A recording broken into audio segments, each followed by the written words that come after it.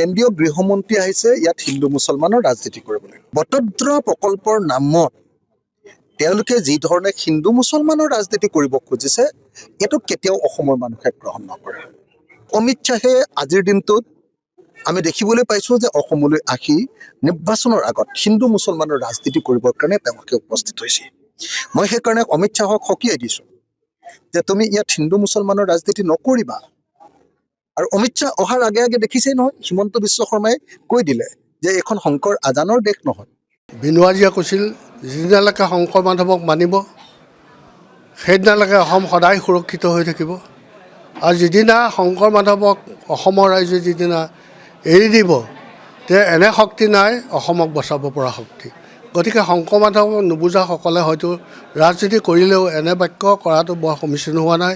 যিহেতু কিবা এটা হ'লেও ইয়াত মানে নতুনকৈ সৃষ্টি হৈছে, যিটো অসমৰ ৰাইজে সদায় বিচাৰি আছিল, এটা পৰ্যায় পাই গৈছে। গতিকে ইয়াক তেনেকৈ ৰাজনীতিৰ ভাষাৰ সৈতে সমালোচনা কৰাটো আমি ভাল পোৱা নাই। পাৰিলে এনেকুৱা ভাষা নোকোৱা ভাল, মই তেখেতক অনুৰোধ কৰিছোঁ।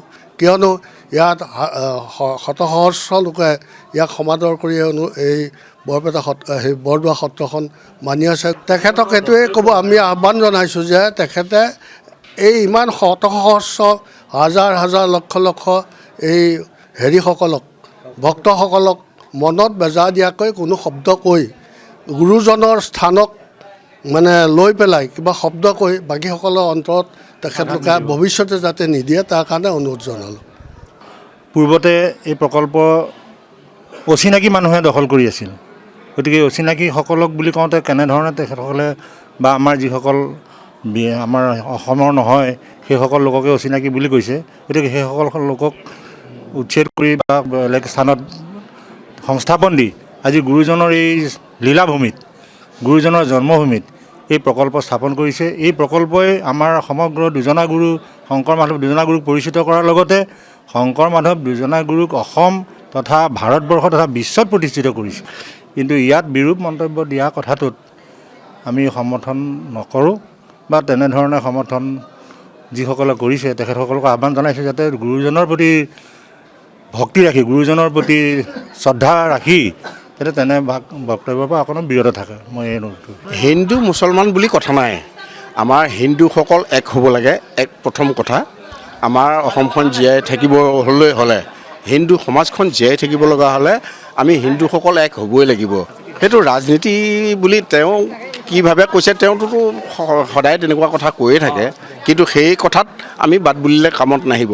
কাৰণ অখিল গগৈ আমাৰ অসমীয়া এজনকো সাবত মাৰি ধৰি পেলাই হেৰি কৰা নাই নহয়, কিন্তু তেওঁ সেই ঘোষবেঠীসকলকহে নানান দেখি আছে সকলো ৰাইজে, সেইটো মই ক'ব লগা কথা নহয়। হিন্দু মুছলমানৰ ৰাজনীতিৰ কথাতকৈ ইয়াত আচল কথাটো এইটোহে যে গুৰুজনৰ কৃষ্টি সংস্কৃতিৰ প্ৰচাৰ প্ৰসাৰ তথা তাক সংৰক্ষণৰ কাৰণে যি চিন্তা কৰি, যি এই চৰকাৰখন তথা মুখ্যমন্ত্ৰীৰ যি চিন্তা বা যি সপোন আছিল যে গুৰুজনক আগুৱাই লৈ যোৱাৰ, হয়নে, সেইটোহে আজি সফল কৰা হৈছে। ইয়াত হিন্দু মুছলমান ক'ৰ পৰা আহিছে? তেখেতৰ মুখত যদি তেনেধৰণৰ মন্তব্য হৈছে এইটো সঁচাকৈ বৰ মানে লাজ লগা কথা। ইয়াত হিন্দু মুছলমানৰ ৰাজনীতি কৰিবলৈ অহা নাছিল, ইয়াত অপমানসূচক বাক্য।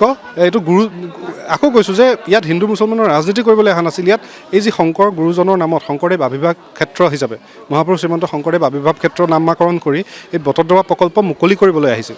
যদি ৰাজনীতি কৰিছে তেতিয়াহ'লে সেই ৰাজনীতি হৈছে গুৰুজনৰ সৃষ্টিৰাজি প্ৰচাৰ প্ৰসাৰ সংৰক্ষণৰ খাতিৰত, ৰাইজৰ খাতিৰত। আচলতে কি হয়, কোনোবা এটা ৰাজনৈতিক দলে ৰাজনৈতিক মুনাফাৰ কাৰণে বিভিন্ন ধৰণে চিন্তা কৰিব। আমি ৰাজনীতিৰ ঊৰ্ধত কথা চিন্তা কৰিব লাগিব। প্ৰত্যেকটো বস্তু ৰাজনীতি নহয়, এইটো সমীচীন নহয় আজিৰ দিনটোত। কাৰণ এইটোত আজি অখিল গগৈ এজন অসমীয়া হিচাপে তেখেতে হয়তো সেইটো চিন্তা কৰিব নালাগিছিলে, বা কোনোবা এটা ৰাজনৈতিক দলে হয়তো সেইটো চিন্তা কৰিব নালাগিছে। শংকৰদেৱ গুৰুজন আজি প্ৰত্যেকটো ৰাজনৈতিক দলৰ ঊৰ্ধত, আমি সেইটো কোনো ধৰণে দ্বিধা কৰিব নোৱাৰোঁ। শংকৰদেৱ গুৰুজনা, মাধৱদেৱ গুৰুজনা বা তেৰাৰ পৰৱৰ্তী গুৰুসকল সকলো আমাৰ ৰাজনৈতিক ঊৰ্ধত।